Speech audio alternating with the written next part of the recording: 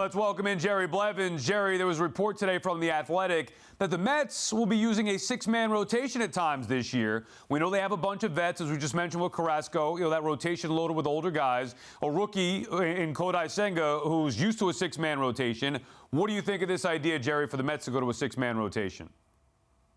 I think it's really smart. It's not necessarily a full six-man rotation.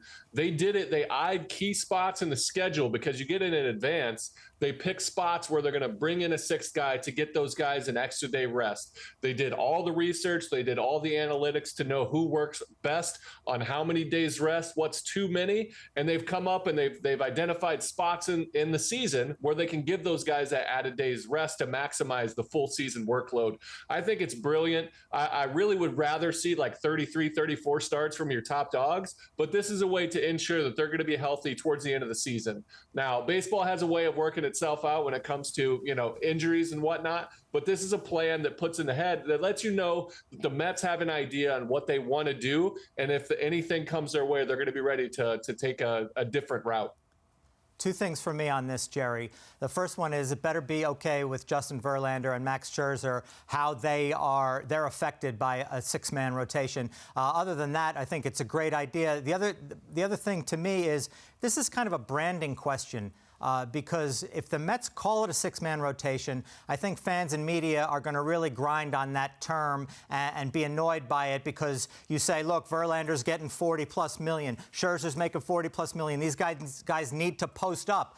Well, just say what it is. They're giving guys, Sal, extra rest when needed. They're dropping them in at opportune times. It's not a strict six-man rotation like Jerry said, but it's getting guys in a spot where they're going to hopefully be, as much as possible, be healthy for October and the run that really starts there. If you call it a six-man rotation, people will start hand-wringing, though. Funny you should say that. You're paying Verlander and Scherzer over $40 million a year for a reason. And I think Jerry laid it out very nicely there. And obviously what you're saying, I understand that. And I do trust the Mets to do right by this team and right by that staff. However, they are built. They didn't go out there and load up that lineup. They are built in that starting rotation, mainly with Scherzer and Verlander. So then why would fans accept potentially seeing less of those guys? And Jerry, I know you mentioned it, try to keep them fresh with the older arms in that rotation, but we don't know that that's going to keep them fresh. They can get hurt regardless. There's no guarantee to keep guys healthy. So would you be on board with this if Verlander and Scherzer are creatures of habit and want to be out there every fifth day?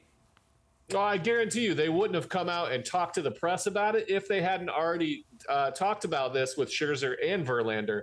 These are things, it's not a real six-man rotation, as Anthony pointed out, but there are points where they play so many days consecutively where if they bring another guy in to spot, basically a spot start, they pushes him back further and further. I think it's semantics when you talk about a six-man rotation. They're not going to open the season with a six-man rotation. It's just finding a spot where you can give these guys 1 day rest where they pitch on 5 days versus 4 days and make sure that they're maximized and ready to go in September and October. And if any team could do it and should do it, it's probably the 2023 New York Mets.